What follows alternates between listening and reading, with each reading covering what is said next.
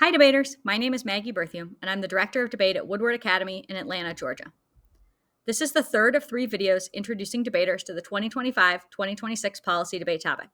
The first video was an overview of the Arctic, and the second was U.S. Arctic policy. If you haven't watched those yet, you probably want to do that now. This video will be about likely AF and neg arguments on the topic. There are a lot of arguments this year, which is really fun. This is a very short overview of likely ones. I hope you add to this list as the summer progresses. Affirmatives tend to fall into one of three areas: military and security, climate and resources, and indigenous. In the military and security area, you're going to see AFs like icebreakers, which might involve commissioning new ones, ports, which could involve expanding existing ports or dredging new ports, bases, which could involve things like expanding bases in Greenland or Alaska or establishing a permanent maritime presence, Greenland, which might involve Trump's suggestion that we should acquire Greenland from the Kingdom of Denmark, cooperation AFs, which could be things like Arctic confidence building measures with Russia or exploration with a particular country. I've seen solvency advocates for Russia, India, and China in terms of cooperation AFs. Monitoring AFs, which are things like Arctic domain awareness or military or air situational awareness, anything that involves watching for enemy launches and other forms of military awareness. And satellite affirmatives that involve putting satellites in the Arctic for monitoring both military and security-wise, and a space polar launch site. There are also a bunch of climate and resource AFs. You're going to see a lot of oil and natural gas AFs. Those involve things like permitting, leasing, and drilling. Those could involve permitting, leasing, and drilling in the areas in Alaska or other areas of the Arctic. You can see AFs for acquiring REMs from Alaska or other Arctic areas. Monitoring affirmatives like climate data or sea ice, a seed bank affirmative, which involves capturing seeds from places on Earth and storing them in the Arctic, geoengineering affirmatives, which involve climate change through scientific changes to the climate process, renewable energy AFs, and cleanup AFs, things like oil spills or pollution cleanup, anything that involves cleaning up the area are all in the climate and resources section.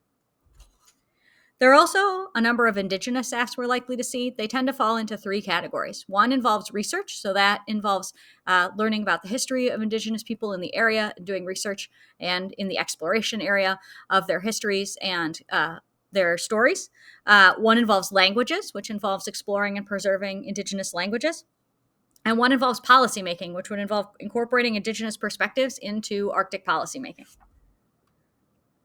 When we're looking at the negative, we're going to start with disadvantages. So there's a whole set of disadvantages that involve Russia, Russia's sphere of influence style arguments. A big argument on this topic will be that increased U.S. exploration and development in the Arctic would contain Russia, and that containment is bad. There's a similar disadvantage about China, that it would encroach on China's sphere of influence or involve containing China, and that would be bad.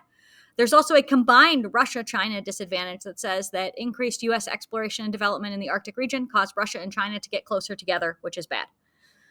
There are also disadvantages based on U.S. unilateral approaches in the region and saying that the U.S. should not approach things unilaterally, that would be problematic. Some disadvantages I've seen in that area so far suggest that U.S. unilateralism hurts the Arctic Council and U.S. unilateralism hurts NATO. Both of those would be useful disadvantages to have. There are diplomatic capital or DipCap disadvantages, which says that focusing on one area of the world trades off with something that the government is doing in a different area of the world. Sometimes it's based on the military. Sometimes it's based on the State Department or another agency. But the idea is that the United States can't focus on all of these areas at once. There are other types of trade-off DAs, like budget trade-off DAs. There would be a Coast Guard trade-off disadvantage, a Navy trade-off disadvantage that you could read against some of those icebreakers or other military basing AFs, and other budget trade-off DAs that suggest that some particular area's budget is not sufficient to handle both the plan and what they're doing right now. There are resource disadvantages. So these are things like oil and natural gas price disadvantages. If the U.S. explores and discovers and is able to extract a lot more oil or natural gas, that would cause the price to fall globally, which would hurt other producing countries. So, for example, there's a Saudi Arabian oil disadvantage that says that Saudi Arabia produces lots of oil now. The plan comes along and lowers prices, and that hurts Saudi Arabia. There are similar disadvantages for Russia and other oil and natural gas producing countries.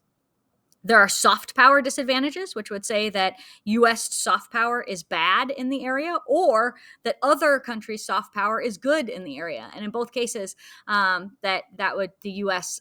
Getting more involved in the region would cause the link to that disadvantage. There are definitely lots of environment disadvantages. So some of the things that the plan might do would increase climate change. Some of them might cause oil spills. Some of them might cause pollution or hurt animals in the area.